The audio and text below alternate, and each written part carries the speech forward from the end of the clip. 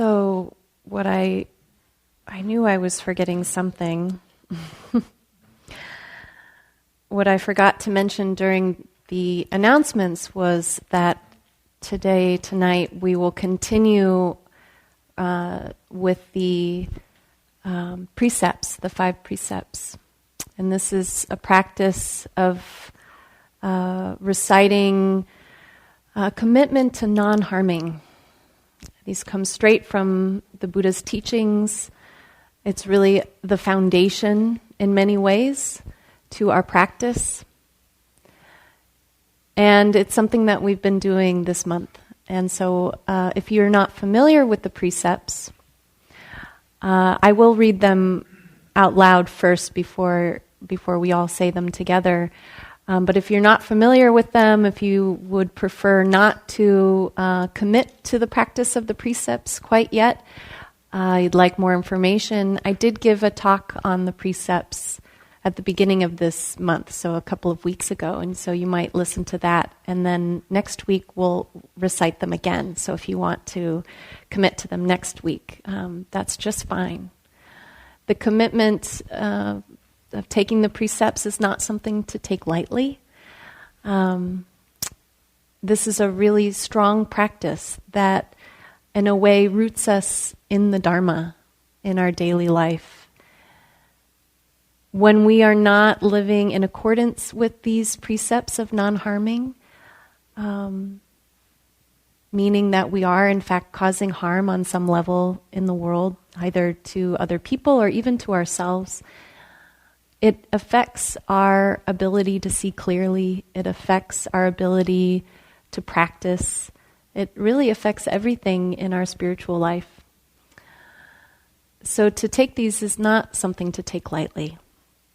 So if you don't want to take them this evening, that's just fine. If you are wanting to take them, or you took them already and you'd like to retake them, oftentimes we have to retake them as a reminder of what it is that we're committing to.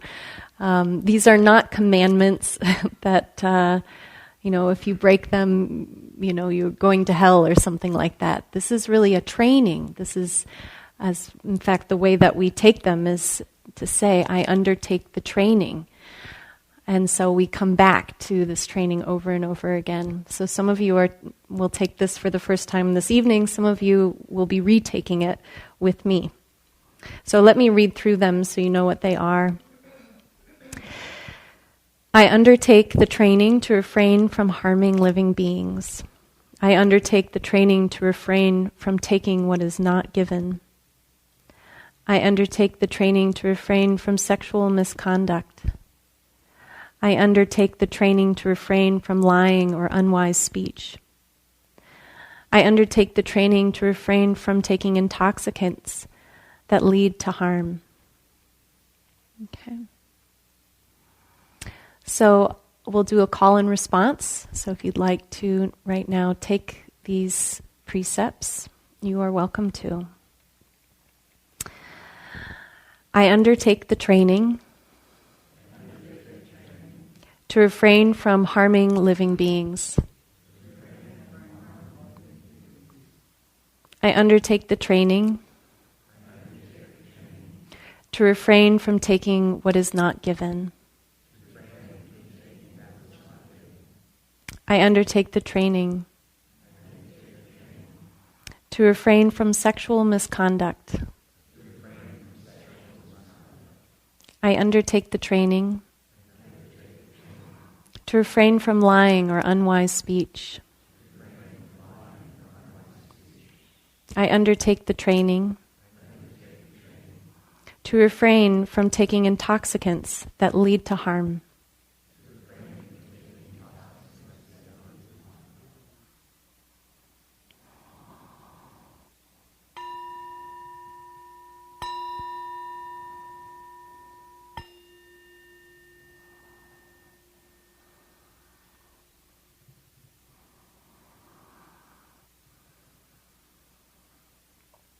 When I come to offer a Dharma talk and I come into this space and I come up to the altar here, before I come up here, I take a moment and I put my hands like this, and I lower my head. And different teachers do this for different reasons. One of the reasons I do this is to pause, to just stop, and to become present. And then I often ask, just put it out to the universe, that I may stay rooted in the Dharma. And it's just a really simple intention to stay rooted in the Dharma, but it's not easy to do. So quickly I find my own personality or my own kind of sense of me comes crashing in. And that sense of being rooted in something that's much wiser and deeper and bigger than myself suddenly gets cut off. Happens in a microsecond. And so I cherish that moment of coming up here and bowing my head and setting that intention to stay rooted in the Dharma. When we take the precepts, it is a way of bowing and saying, may I stay rooted in the Dharma, may I stay rooted in truth. May I stay rooted in something that is not my own selfishness. So this practice of non-harming, it's even greater than this idea of non-harming. I think it's asking to be rooted in something much greater. And as part of the precepts that we take, we look at the third one, which is to refrain from not lying or unwise speech. There's so many ways in which, through our speech, we can cause great harm. We can also create incredible connection and beauty in the world. But when we're not rooted in something greater than the selfishness or the meanness, it's really easy for us to be cut off from the truth of how things really are. And what comes flowing out of our mouth or into our emails or onto Facebook can be really quite disconnected and actually very harmful. And so as we take that precept, we're saying that we'll refrain from a certain type of speech. But then we can also flip it to more of the positive of what are we committing to. And in terms of wise speech, one of the ways in which when we flip this turns into not just saying things that are kind and truthful, relevant, but also the practice of not saying things, the practice of listening as a form of wise speech. And I want to explore this with you this evening, this ability to deeply listen. And this theme actually came up for me from something that I heard on the radio. This is from Perspective, which is a piece that they play on NPR. And I think this was one of the perspectives that came out just last week. Of San Francisco's many charms, it's those iconic hilly streets that make ours such a picturesque city. As any San Franciscan knows, some streets are so steep the pedestrian sidewalks along the roads are actually cement staircases. And one sunny day, making my way up one of those sharply inclined sidewalks, I paused to wait for a pedestrian in front of me on the narrow stairs. But it looked like I would be waiting a while because the pedestrian blocking the sidewalk was a very, very old lady. She was carrying 2 large grocery bags, making painfully slow progress from step to step. I did what any polite person would or should do and offered to help carry her bags. She cocked her head and considered, looking me over carefully. But those groceries looked heavy, and it was a long way to the top. She handed over the bags, and we resumed climbing together. Up the precipitous cement stairs we rose up, while she chatted about her long life. A native San Franciscan, she had lived in the same apartment for 50 years, buried a husband from cancer, and lost her son in Vietnam, but just kept going up. Listening, some stories had me cracking up, others close to tears. She told me how her steep street had changed through earthquakes, hippies, 70s swingers, and tech millionaires. From elegant days when no lady would be seen without a hat and gloves, to today when people are sometimes seen without anything at all.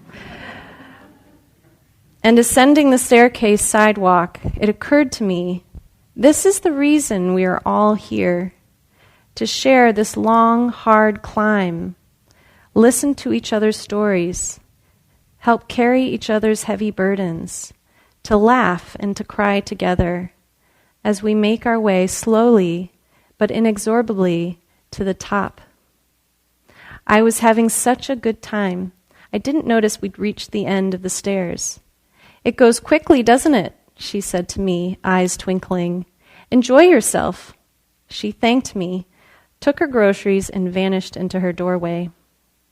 She may have thanked me, but I really should have thanked her because I learned something on that hilly street. It goes quickly. For all of us, our long, hard climb will be over before we know it. So as my twinkly-eyed companion advised me, enjoy yourself. I never got her name, but I will never forget her and the day we shared the steep climb to the top together.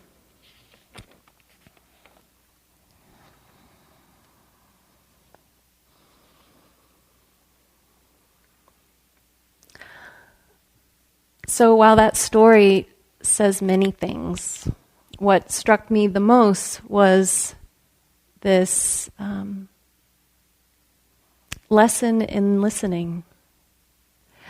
In order for that story to actually come together, he had to stop and take in the situation.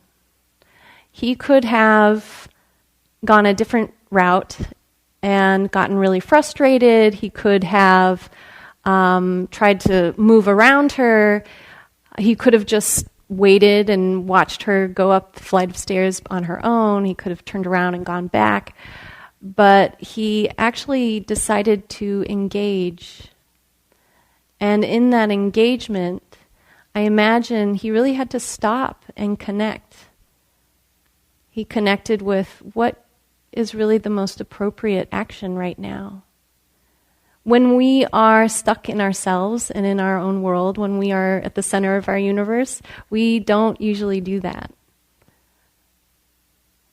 It takes something else. Even in this really simple example, just by simply stopping and connecting, led to something much greater. And that's how I think life rolls on, usually. It's usually when we stop and we listen, when we wait and we pay attention, when we connect with each other, when we connect with ourselves, that there's something actually to be learned.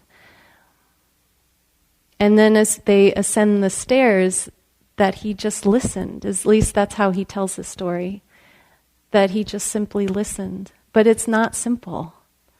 When we deeply listen to another person, it might actually go against every fabric in our being or every fabric in our personality if we feel like we need to interject or share a bit about us or perhaps just check to see if anybody's tweeted us or texted us in the last 5 seconds. You know, it might not be as easy as it sounds. So when we can train ourselves to really stop and to deeply listen to another person, to really take them in, their wholeness in, something changes. Something changes within us. It's it's our heart that begins to listen, not just our analytical mind or our judging mind. We begin to learn something. When we listen, we're ripe to learn. When there's no room for what someone else has to say, then there's nothing to be learned. The conversation is over. The connection is cut.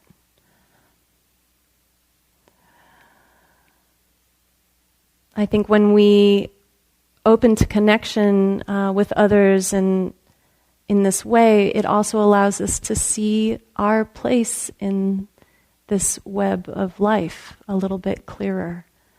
It takes us out of ourselves. It shows us that actually deep down, and this is something we talked about last week, when we can see past kind of the superficial layers of a story or of what we think someone is doing or who they are, when we can look deeper and connect deeper with maybe their hopes and their fears, what it is that they really need and want, it's not so different from our own. We end up being able to connect with people that perhaps we wouldn't have even considered connecting with before.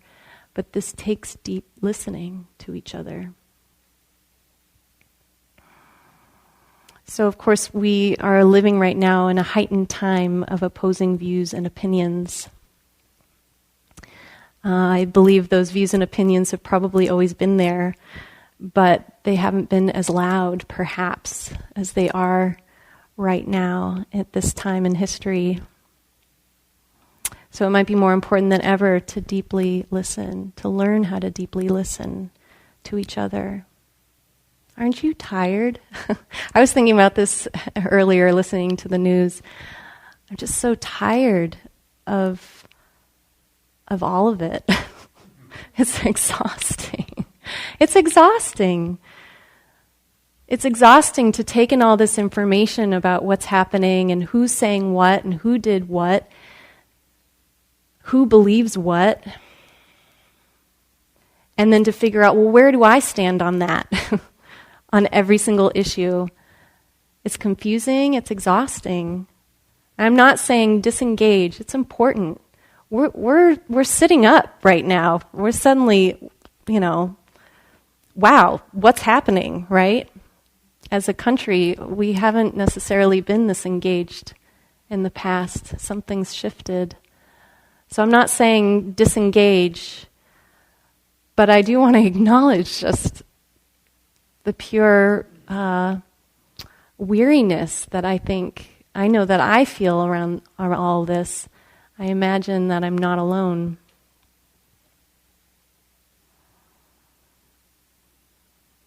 I've been hearing a lot from people, a lot of people coming to either emailing me or coming up and asking me questions about, how do I truly listen and stay present with someone who has such a different opinion and view? Even a disturbing, I've heard people use the word disturbing opinion or view. I've heard people ask this question about people they really care about.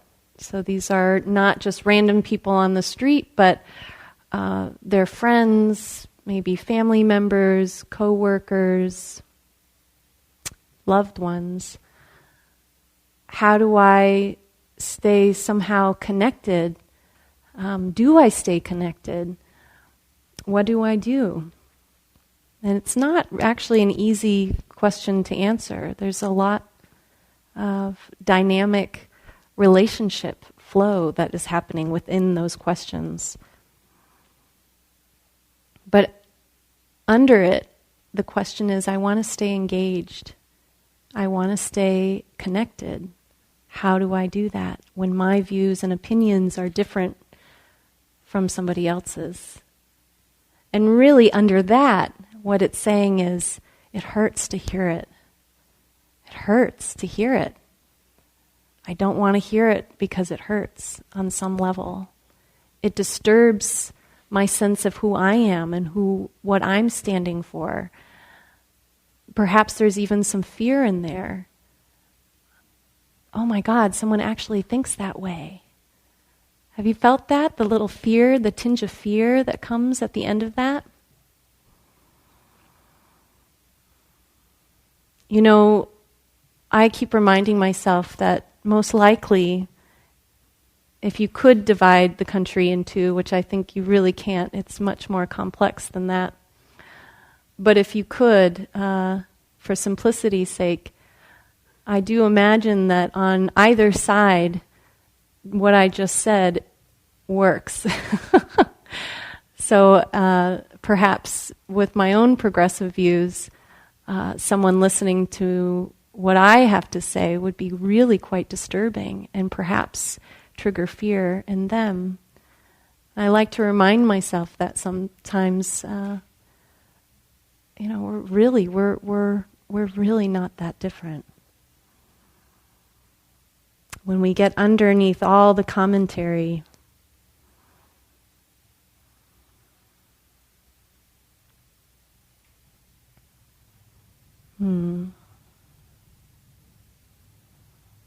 So when we are confronted by somebody else with an opposing viewpoint,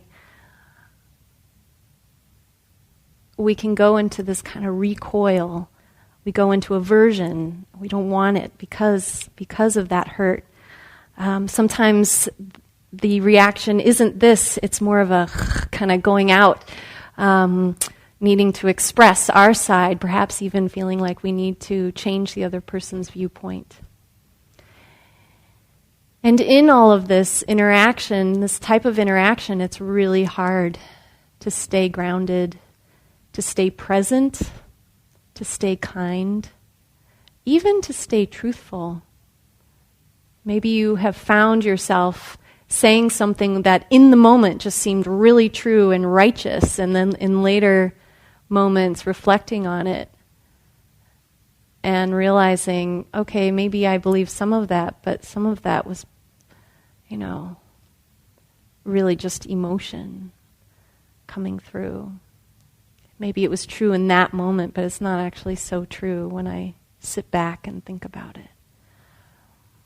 For example, if you've ever had a conversation with someone that started with the facts and then moved into, how you were really feeling about that person in that moment and saying things like, you disgust me, I hate you, I don't like you, I can't be around you.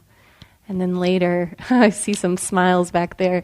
And then later reflecting on, God, that felt really true in that moment. But I wish I hadn't said it, it's not true anymore. And the regret that follows. So it's really hard to stay connected. It's hard to listen. It's hard to simply listen deeply. How when our sense of self is being a bit rattled, or our sense of what's right is being rattled, how do we stay steady in that? How do we continue to deeply listen? And when we're deeply listening, what are we deeply listening for? What does that really mean? For myself, I know I find it most easy to listen for what's underlying the commentary. Is it fear? Can I hear the fear that's under it? Is it delusion? Is it greed? Is it hatred? These, of course, are all the classical roots of ignorance in the Buddhist philosophy, in the Buddhist teachings. But they help a lot when it comes to listening for the core of where is this actually coming from? Who is actually speaking right now? Is this somebody speaking out of these core delusions? Can I listen for that? And then from there, does that change the way that I feel about this person and what they're saying? Can I listen in a way that's not so personal, but rather in a way where I actually feel more connected? Because I understand delusion. I understand what it feels like to be really angry and fearful. I understand greed from my own experience of it, from my own actions of it. This is deep listening, when we can deeply listen in this way. And then, of course, there's the other side of it, when we can really deeply listen for the goodness in another person. So this could be a bit of a challenge, a game for yourself when you have a really challenging person. When you're talking with them, see if there's some way to just tune into the goodness of that particular person. They don't have to agree with you, but perhaps there's something about them that you can connect with.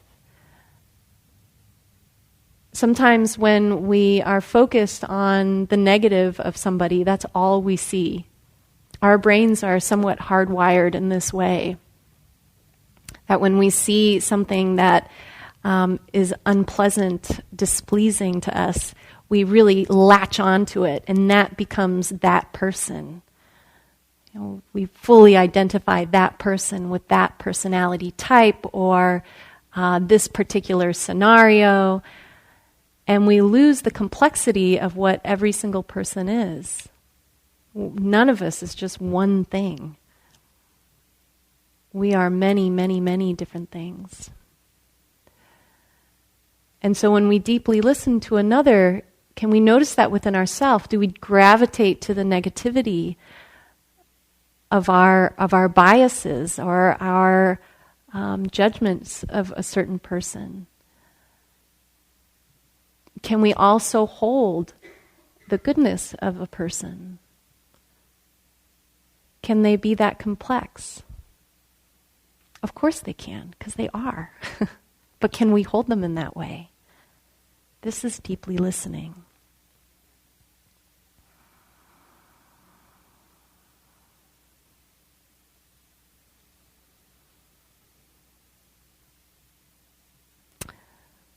When we are caught in the opposite of deep listening, when we're caught in our own hatred for somebody else's opinions and viewpoints, and our own delusion and greed, it becomes this cycle. In Buddhism, we call it samsara. Samsara is this word that describes this cycle of suffering that we find ourselves in. And we find ourselves in it for various reasons, but this could be one of the reasons that we find ourselves, especially these days, in this cycle of suffering and stress and overwhelm. And when we're in this cycle, really it's like this closed fist. We are tightening around this sense of who we are and what we stand for and what our opinions are and what that means about us to have those opinions and who aligns with those opinions and can we surround ourselves with those people. And you can see our world and our mind and our heart just gets tight like this. And we start to create a us and them mentality. And we believe it and it feels right. But it's actually this within our core. Some of you might even be feeling this within your stomach these days. So how do we go from this tightness to this? And one of the ways of doing this is this deep listening. Starting to listen for where is this sense of who I am starting to put up my walls? Where is it triggering the fear within myself, the anxiety within myself? Can I start to soften around that? Can I start to question even that? Now, I'm not saying that there isn't wholesome and unwholesome. There's wholesome and unwholesome views. In fact, this is part of the teaching of the Buddha, that we're trying to cultivate a better understanding and through this to hold wholesome, wise, right view. This is a very important part of the path towards awakening, towards freedom of our mind and heart. So I'm not saying otherwise. What I am saying is that oftentimes what we think is our, quote, right view on how things should be and who we are in that should is often very fixed. Often there's delusion there. Often there is seeds for hatred there, for disconnect.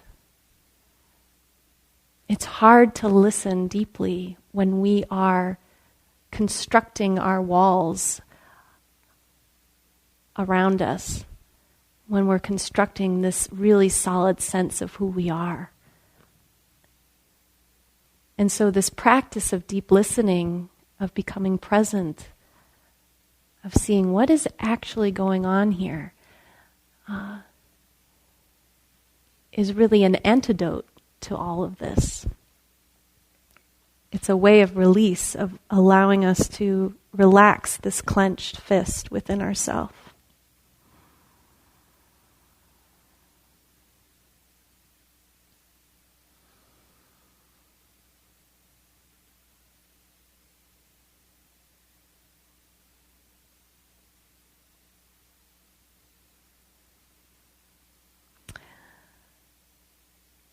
One of the ways that I was thinking about this, I was preparing for this talk. I always investigate just what is my own relationship with this theme, and how has this turned up in my own life recently. And I noticed that when I listen to the news and what's going on, and that tightness arises, and I start to see the world around me. Maybe I'm listening, for example, I listen to the radio in my car. That's my main source of news these days. And then when I get out of my car, I can feel how that has affected me. My tightness, my world is just shrunk. I don't really want to interact with other people. I find myself much more defensive all of a sudden. So that fear part of me has created these walls. I don't want to engage. I don't want to listen to somebody else's viewpoint because I know where I stand, right? And the way that as I was reflecting on this, the way it feels is almost the opposite of going to one of those 3D movies where you wear the 3D glasses and you see and everything is coming at you. It's almost the opposite, where life, as we experience it in 4D, but we're walking around with these 2D glasses and seeing everything in this very small way, not seeing the complexities, not seeing the ever-changing truth of how things are. That life is always changing. It's always in flux. It's always in motion. When we have these very fixed viewpoints, there's no room for flexibility there. And so we find ourselves not in the flow of how things are. We find ourselves constantly coming up against it. And that in itself is dukkha. That is suffering. We start to create our own suffering and our own stress unnecessarily in this way. Sharon Salzberg says that life is like an ever-shifting kaleidoscope, a slight change, and all patterns alter. And this is how life is. So think about it. Those fixed viewpoints that you might have, how does that keep you actually stagnant in a world that is in constant movement and flux? In a world where we are experiencing just this micro moment of time and space that feels, it's, on a relative level is very important. And on an ultimate level is just part of a whole weave that we can't even understand. So as we pull our our small self out a little bit to take that in, perhaps that too can allow us to let go of some of this holding on that we have created within ourselves.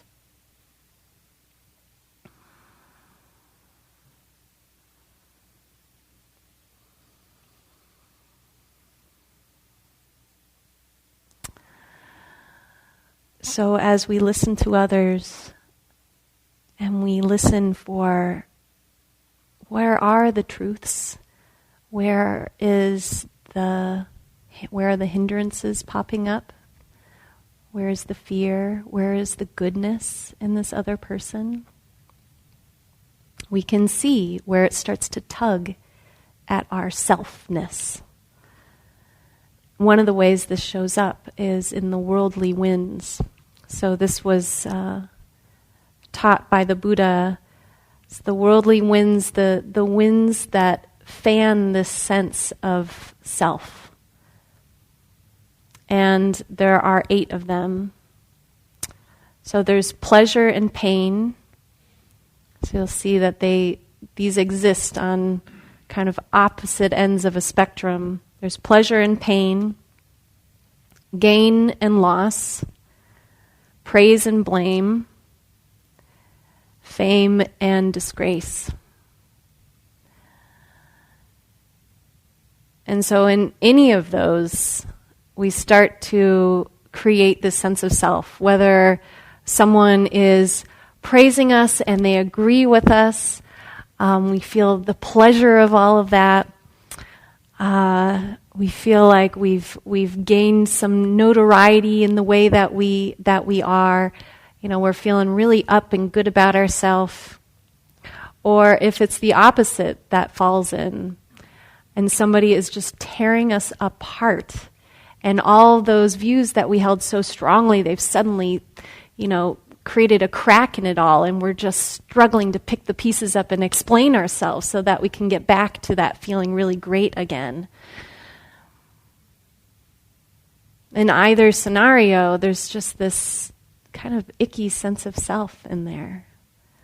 This self that we're having to really keep together. It's a lot of effort. It's exhausting. It's one of the things that makes this so exhausting.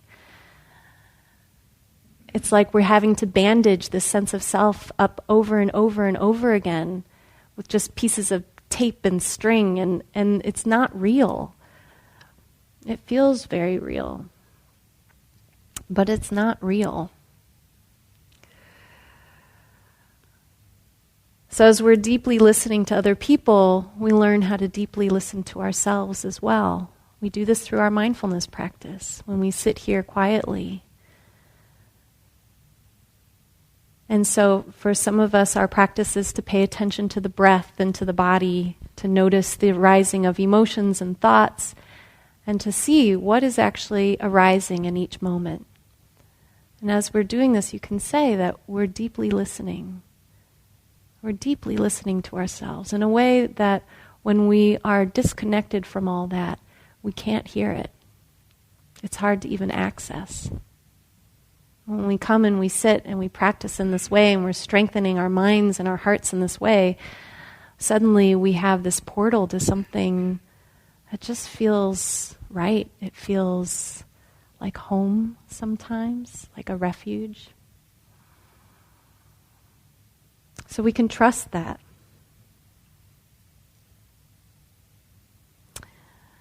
We can also listen deeply to the Dharma, to the way things are. At the time of the Buddha, it was said that people just listening to the Buddha would suddenly awaken. It's throughout all the suttas. There's all these stories of people who go to the Buddha, he says something, and they awaken, just like that. It's really convenient, and I wish it happened more these days. And some say that, the Buddha had these powers of being able to really see what someone needed to hear, and that was all they needed, and he would wake them up. He knew just what they needed. And so that might be true. And then it's also disputed that people knew how to really deeply listen to what was being said. And that in some ways we've lost touch over time with that ability. We're not taught that. We're not even given the time to do that, most of us, in our busy, chaotic lives. And so to stop and to listen to what's going on more of a universal level can be of great benefit. I want to read you some lines from the third Zen patriarch. It's from Verses of the Faith Mind. And these are verses, this is somewhat of a poem, and they're verses meant to point to a reality that can't be grasped by the thinking mind. So it kind of takes you back and forth with your logical mind, and there's just nothing to hold on to by the time you get to the end of all the verses. So I'm just going to read an excerpt that I thought would be appropriate for what I'm talking about. It says, "The way is perfect like vast space, when nothing is lacking and nothing is in excess. Indeed, it is due to our choosing to accept or reject that we do not see the true nature of things. Live neither in the entanglements of outer things, nor in inner feelings of emptiness. Be serene in the oneness of things, and such erroneous views will disappear by themselves. When you try to stop activity to achieve passivity, your very efforts fill you with activity. As long as you remain in one extreme or the other, you will never know oneness. Those who do not live in the single way fail in both activity and passivity, assertion and denial. To deny the reality of things is to miss their reality. To assert the emptiness of things is to miss their reality. The more you talk and think about it, the further astray you wander from the truth.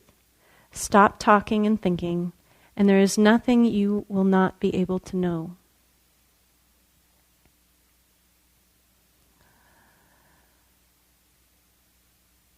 This is a story, an anecdote, actually, about Dan Rather, who interviewed Mother Teresa. So Dan Rather, the CBS anchor, says he once asked Mother Teresa what she said about her prayers, and she answered, "I listen." So Dan turned to question and asked, "Well, then what does God say?" And Mother Teresa smiled with confidence and answered, "He listens." For an instant, Dan Rather didn't know what to say. So she comes in saying, "And if you don't understand that, I can't explain it to you." And so I love this anecdote. I feel like that's what we're doing.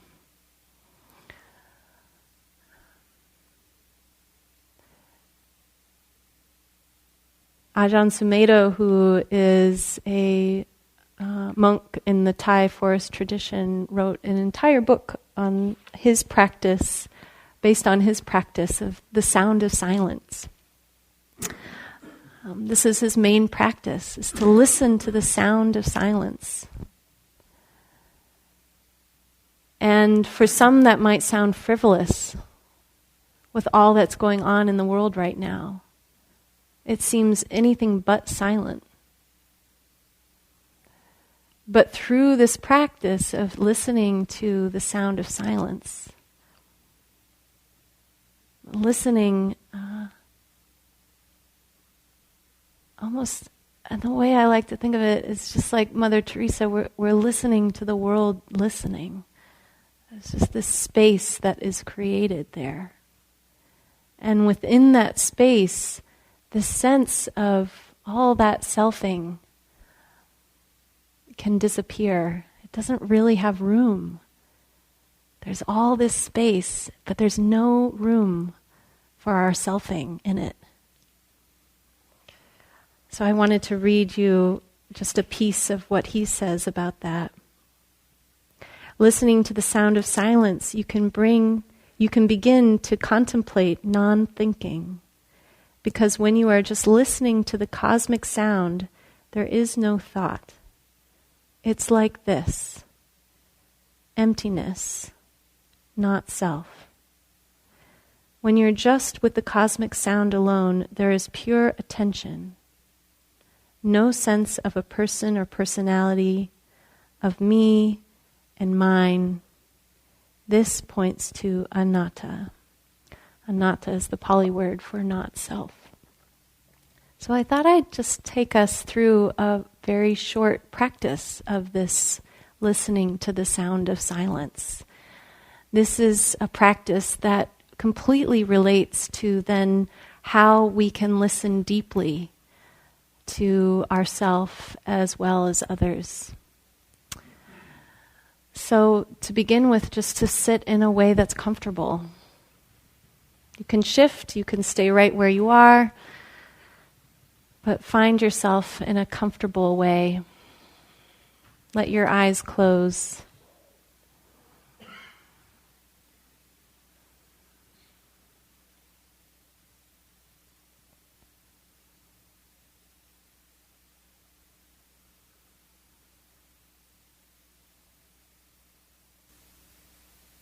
And so you'll hear noises, including my voice.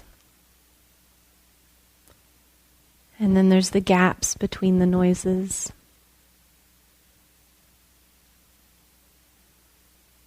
See if you can deeply rest your body and your attention, allowing your attention to fully open as if it has no boundaries. You don't have to go out to the sound, but rather have the perspective of the sound coming to your ears. And you're sitting here, receptive.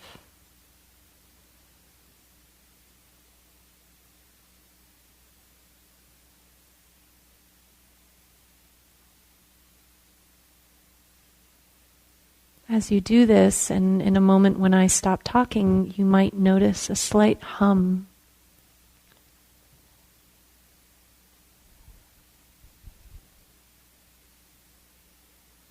Ajahn Sumedho talks about it as the sound of the cosmos or the hum of the universe.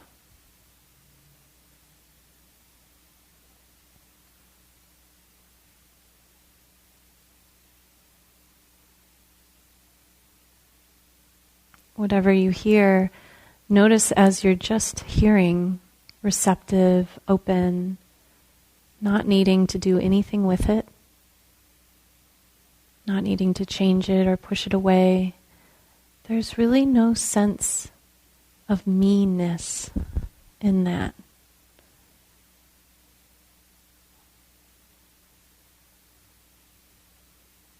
Perhaps just a vast openness.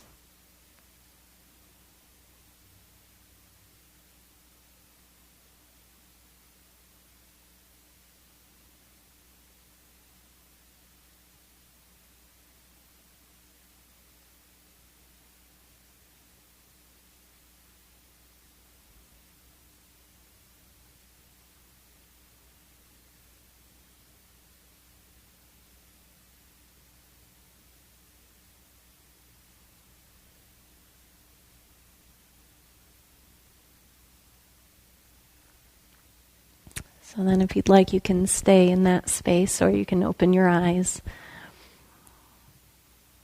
It's just something that you can continue to practice with. Perhaps this week your focus can be on the sound of silence.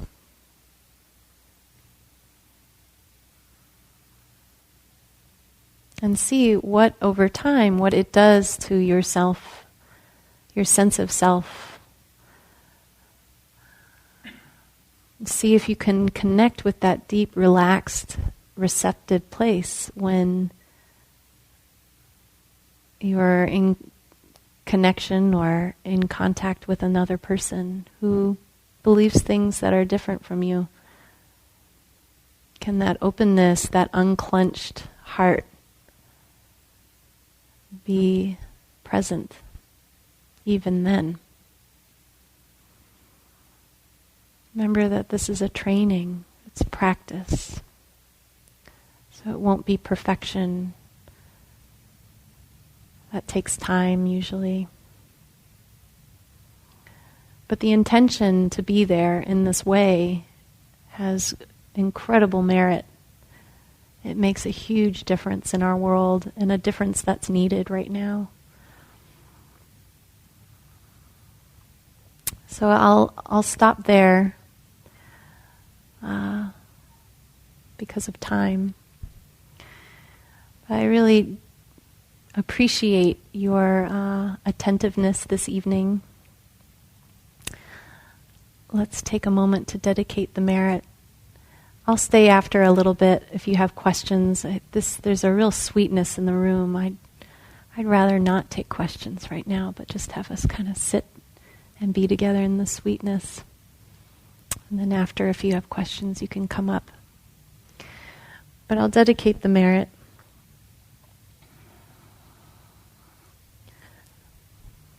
So when we dedicate the merit, we're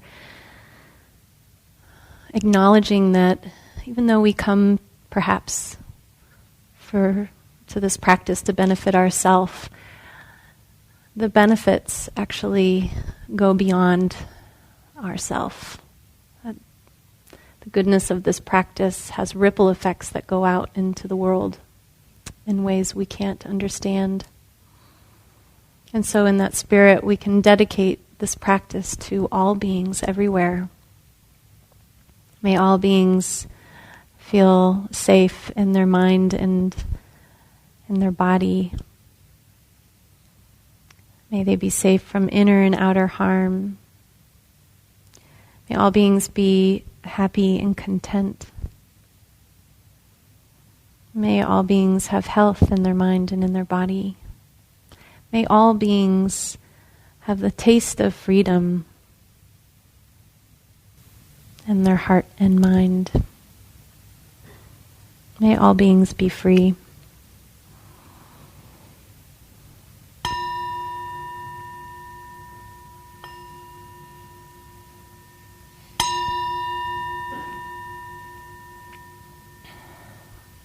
Thank you for your attention.